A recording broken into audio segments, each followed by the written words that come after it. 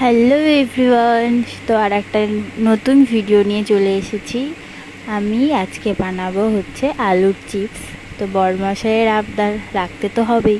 বাড়ির থেকে মা যেহেতু অনেকগুলো আলু দিয়ে দিয়েছিল, তাই ইচ্ছা করলো যে কিছু আলু চিপস বানানো যাক। এখানে প্রথমে আলু কেটে নিয়ে আলুগুলো জলে রেখে দিয়েছিলাম, না হলে তো কালো হয়ে যাবে। পরে যেহেতু মেশিন আছে, কোনো চাপ ছিল না মনে করছিলাম, কিন্তু না, মেশিন দিয়ে কাটতে গিয়ে আমার যে কত জায়গায় হাত কেটেছে তা বলার বাইরে।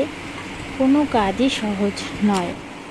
ছোটোবেলায় যখন দিদা বাড়িতে যেতাম তখন দেখতাম দিদা অনেক আলু কাটতো, এরকম আলু চিপস বানাতো, কিন্তু জানতাম না যে এরকম আলু কেটে সেটাকে আবার গরম জলে ফুটিয়ে লবণ দিয়ে জাল দিয়ে তারপরে এরকম একটা একটা করে শুকাতে দিতে হয়।